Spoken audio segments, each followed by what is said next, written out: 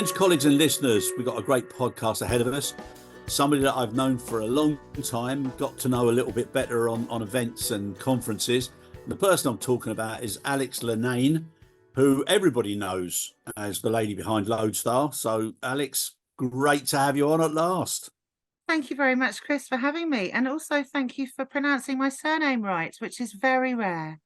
Is it? Yeah. Well, there you go, eh? Practice makes perfect.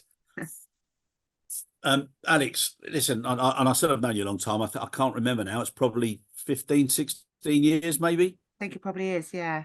15, 16 years, but you're always there. And one of the things that sort of motivated me to get you on board was actually the other night, turning up at the Seahorse Freight Association for the Journalist Awards and seeing you and all your team and, the efforts that all the journalists make, to tell stories, to tell the facts and to have a different light shining on the industry. Really, seriously, I take my hat off to you. Oh, well, I appreciate that, Chris, very much. Yeah, I think it's a really important part of the industry that often gets a bit overlooked. Yeah, it does. It does. Now, this is the chance. I'd like to ask you a few questions, right? Because obviously you see all the stories. I mean, you're very articulate the way you write them, sometimes with a little tongue-in-cheek sense of humor and sometimes with a very, I would say, polite and respectful challenge, which is, I think, what the industry needs. But what I just want to get is your insights. So you've been doing this a long time now. What is it that makes you really fired up when you get hold of a story?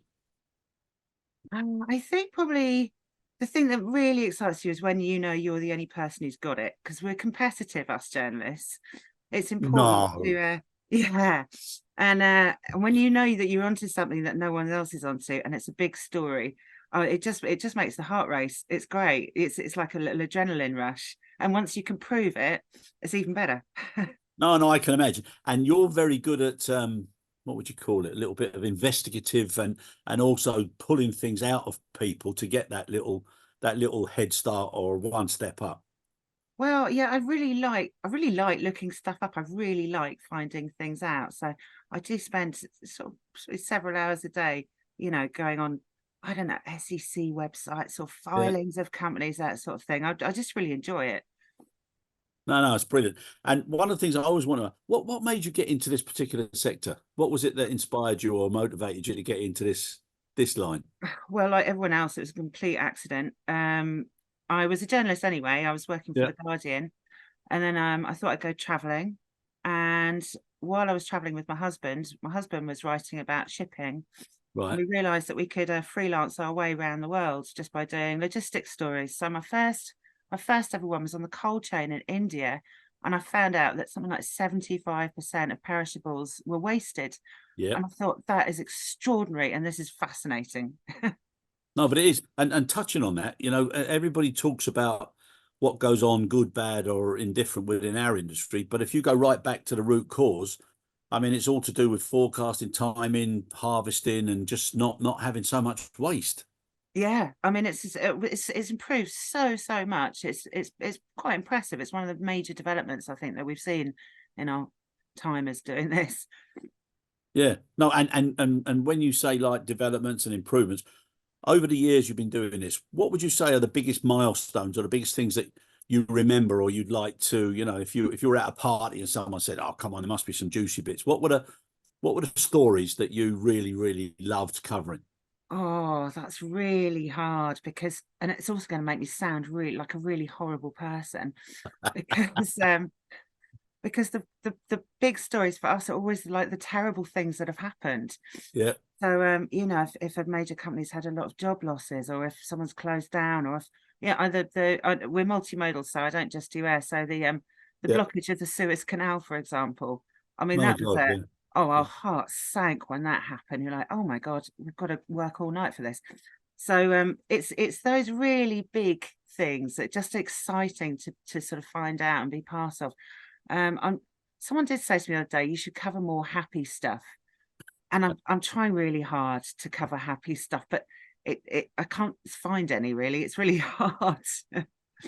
No, good on you. But what you just mentioned there now about the Suez Canal and obviously the drought as well with the Panama Canal, people don't really associate the impacts of that, do they? No, they don't have a They clue, don't know, do they? mostly. I mean, there was a story in the Daily Mail, I think this week, saying, "Oh, drought in the Panama Canal means no Yeah, Christmas presents will come to the UK," which is a pile of nonsense because you don't use the Panama Canal for that. It's not. That's not the. You need to check a world map. But yeah. but yeah, people don't have any idea, especially in air freight, as you know. No one knows that all the stuff's under their feet, and I find that that's quite exciting, the sort of hidden world of logistics. Yeah, Yeah, and interesting. how it impacts and how it affects one mode better than the other, and everybody gets a little chance at somebody else's downfall. Yeah, exactly. Yeah. It affects absolutely everything.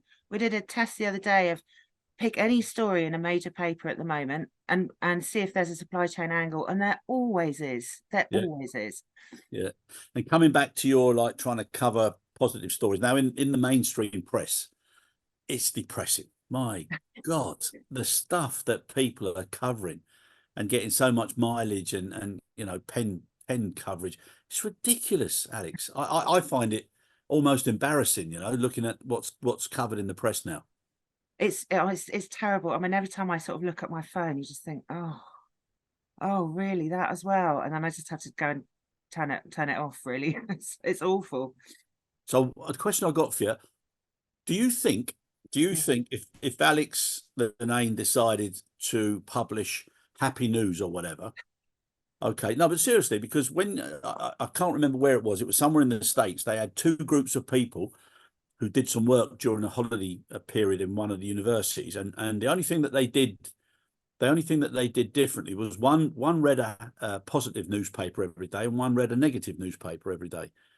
And the negative stories made people not like each other. They weren't as productive, and it affects you. When you keep reading bad news, don't you think we should focus a lot more on good news? I think it does. I think it does affect you, and yeah, we probably should. Um, it's quite hard to do in like B2B publishing because you end up sounding Yeah, like some marketing material for a company. So I wrote quite a nice piece about Etihad the other day, which you're quite familiar with.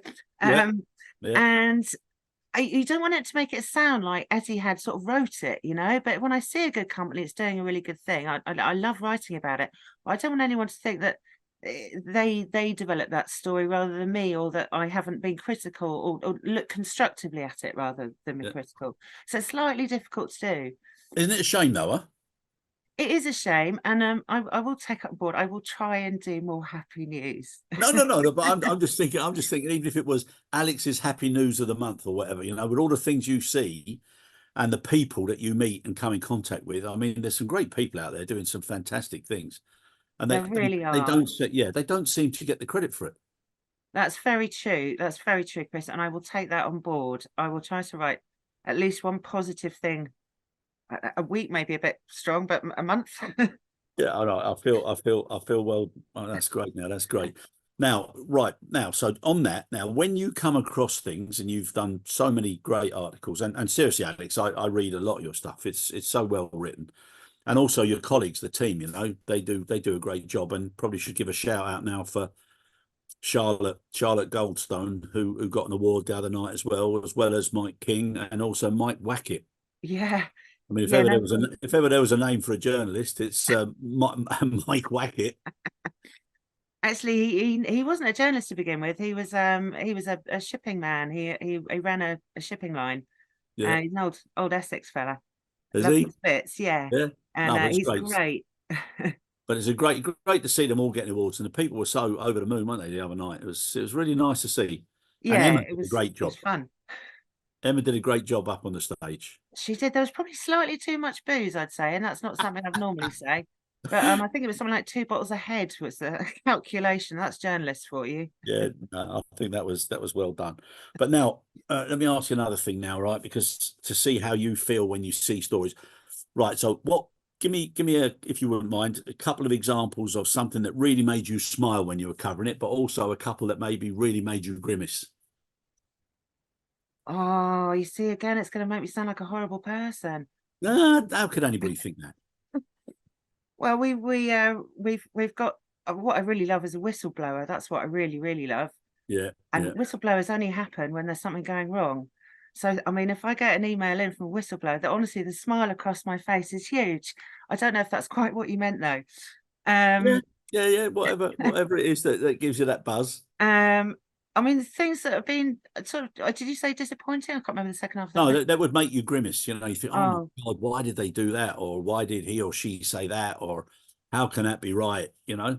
well, I mean, there's certain times when you think people haven't sort of been PR'd properly and you feel sad for them because they've said something that's going to get them in trouble. Yeah, yeah, But I mean, the big stories, I think, I mean, obviously, Israel has been just the saddest, glummest, grimmest story of the year. yeah, And all the I'm not talking about the politics or any of that, but just and the knock-on effect on logistics now. So you've got ships being hijacked and attacked. You've got, yeah, you know, really hard for the airlines working there. And I think that was the thing that sort of made my heart sink most this year. It was just a shocking, another awful thing to happen to the world. yeah. And there's so many. I mean, there's so many things now in the world at the moment. You know, obviously not getting into politics, but I think whenever America's pretty weak, the rest of the world suffers.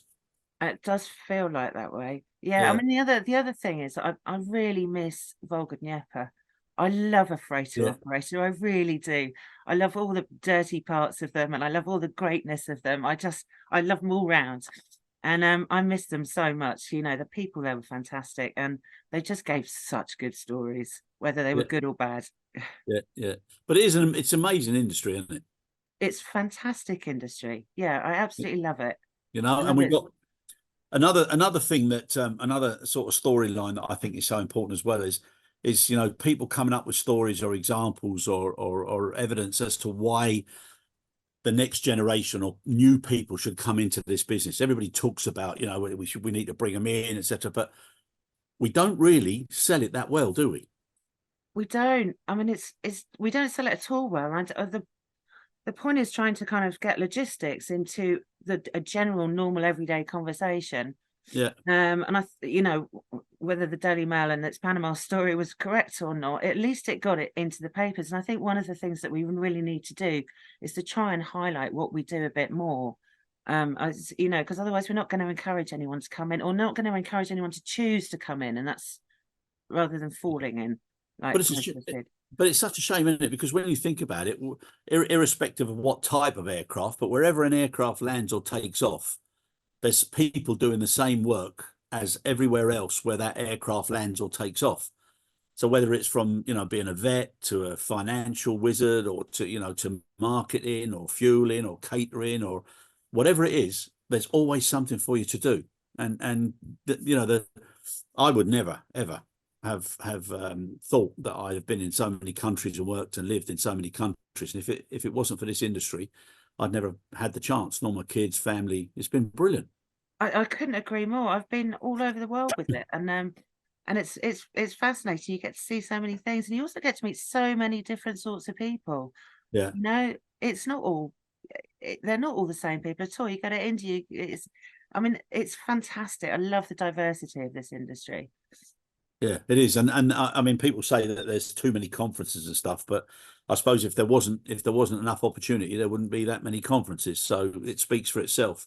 But It when does rather, yeah. And also, it's just a great way for everyone to meet at one place. It's just handy, apart from yeah, anything else. You can't go and visit everyone individually. no, and when you see people, then you do actually get to know the person behind the position because you know far too often you just see them at you know conferences on a stage or whatever or magazine articles. You don't really know them, but there's some real good characters, isn't there?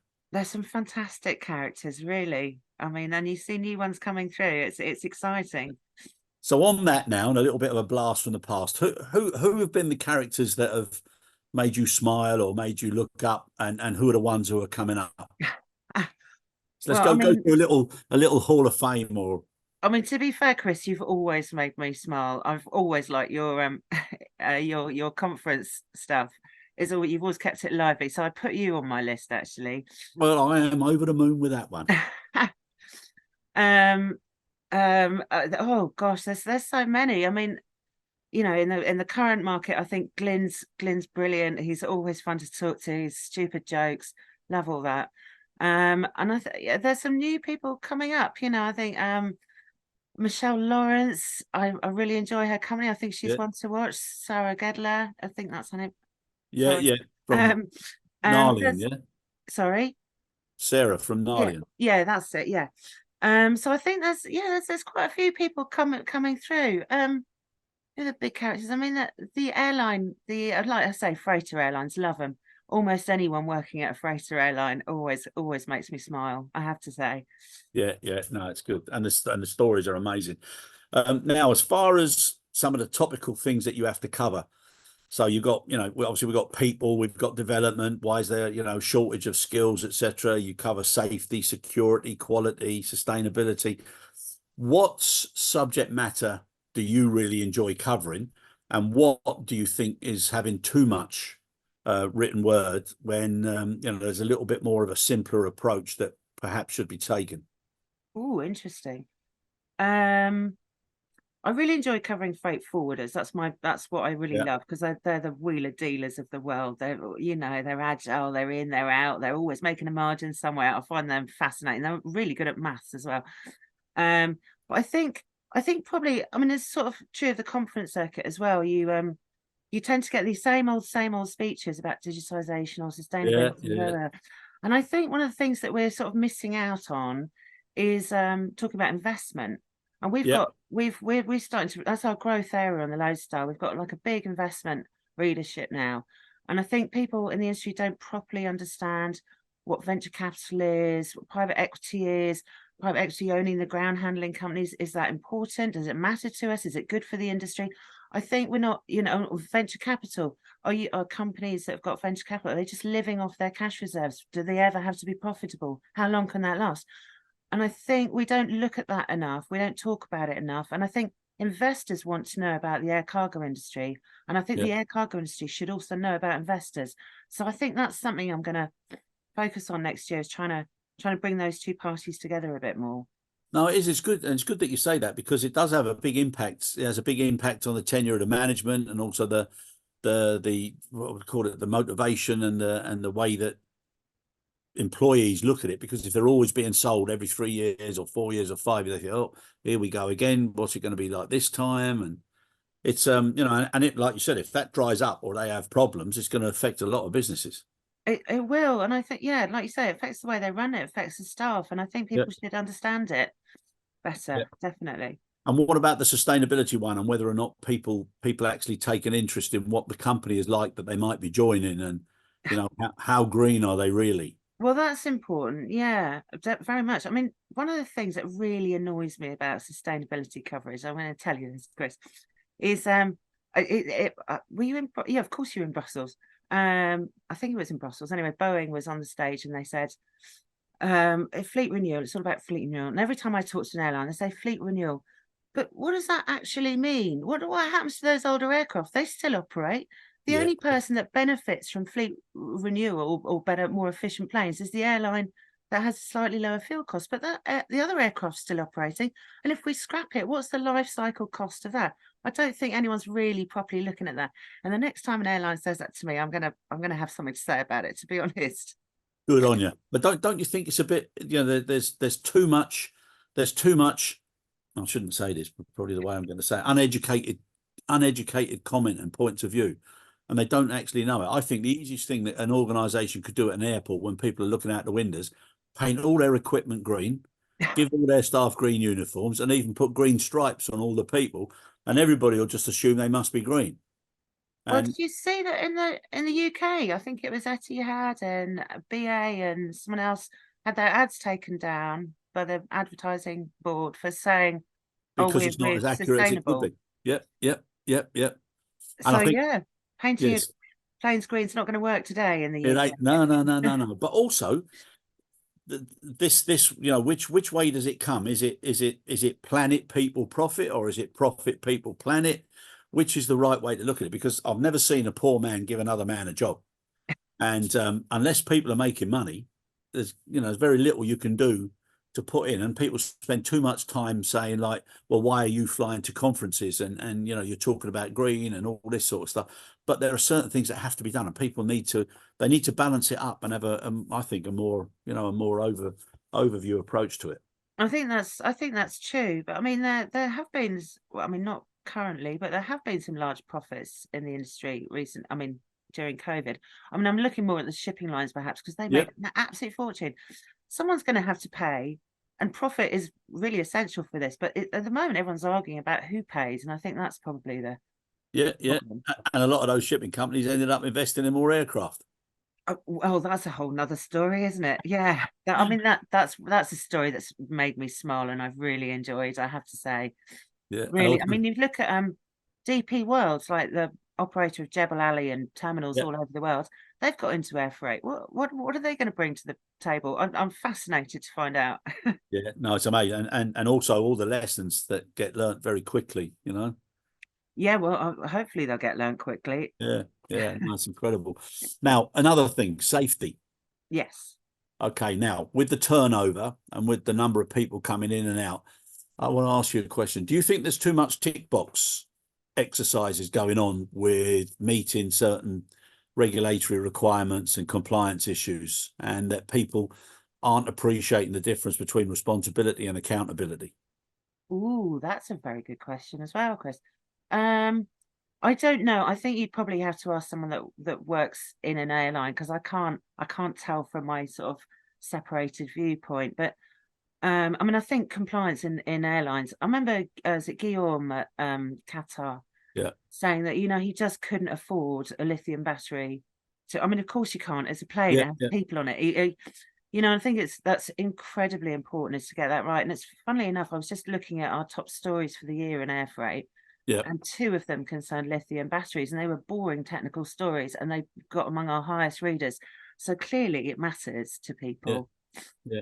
And also I think the awareness and the education, so that Joe or Jane public, that they understand from an upstream downstream responsibility perspective that they've got to be more aware of what they're sending, or what they're giving to, whether it's families, gifts, whatever. Some people take it as a shortcut, especially in e-commerce, and it's dangerous, and it's not as regulated as general cargo. I think e-commerce is going to be the big story of next year because I think the lack of compliance with regulations and VAT, customs, dangerous goods. I think it's going to have to be something that is explored pretty thoroughly. Yeah, yeah, no, I agree. And what about like international customs and authorities? They could make things a lot simpler. They You get probably all could this, like, make must things. be in blue ink or black ink, or you've got to get this signed and that. I mean, it's crazy. It does sound really tedious, and I thank my lucky stars every day that I don't have to have any part of it. Yeah, no, I can imagine. I can imagine. Now, what do you think are going to be the big? You've mentioned there about e-commerce, but what do you think are the big ticket items for 2024? Well, yeah, I am going to be watching e-commerce. I think we're going to see a lot of M&A in forwarding. So Yeah, small and medium size. I think the big ones are, well, DB Schenker are always fun to watch because everyone's trying to buy it and no one's, is it going to be sold? Is it not? yeah, But I think a lot of consolidation in the middle forwarding thing. I think watching the all these sort of mighty shipping lines and their aircraft, what they do with them. I mean, Maersk looks like it's got it together. I'm not so convinced about the other two yet. We'll have to see. The jury's still out. But I mean, yeah, that's what I'll be watching. yeah. No, it's good. And an old colleague of mine and good friend, Todd Hildreth, Oh has yeah, just joined Maersk as well. So they seem to be picking up some good yeah, people. I mean, yeah. CMA did as well, but then they sort of lost Let them. him go again. Yeah, You know, yeah. No, Todd's a good lad. And what do you think would be the biggest risks now that you think for next year, for everybody in the industry? And then what I'll do is I'll do a follow up then next year and see if you're right. I'm almost never right, Chris. No, Alex. Um, the big things for next year is that what you said? Sorry. Yeah. Yeah. So we had our Christmas party last night, and I'm struggling today. Did you Um, know? But you look. This looks your background and where you're sitting. It looks like one of those TV shows, Stars at Night, or something really intellectual. I can't believe the amount of books you got there. oh, I mean, to be honest, it's just a tiny part of the book collection, I have to say. Well, because I live on a boat, so we've got very little wall space. Oh, you're on And a boat, are you? yeah, yeah. Where? I live on a river. I was in London on the Thames, and then we moved in COVID to Suffolk. Oh, And brilliant. yeah, Brilliant. but anyway, so it means that we don't have much wall space, and so they're pretty much all crammed with books. Oh, fantastic. Just before we came on air, I was just telling you about a story where I interviewed an astronaut, Colonel Terry Virts. Right. He was part of One Last Orbit when they did the Guinness Book of Records, broke the record. And I was interviewing him, and he was all like this, and I had not a great background, and he had his F-16 or F-17 helmet, he had his astronaut's helmet, he had all these books he'd written, and he had all these books, and I don't know why in God's name I said to him, Terry, so what are you reading at the moment? And he came out I mean, it was amazing. It was way on my, and then I thought, as soon as he said it to me, he said, Chris, what are you reading? I thought, oh my God. And I had to tell the truth. Kathy bought me Jamie Redknapp's book on football. Oh, fab. Yeah, Why but not? but when I said that to him, I felt like complete opposite ends of Darwin scale with him with his all this, but it was great. Oh, And that's all books are valid, Chris, all of them. yeah, I think so. I think so. If you were to write a book, what would it be called? Oh God, no idea. That's too hard.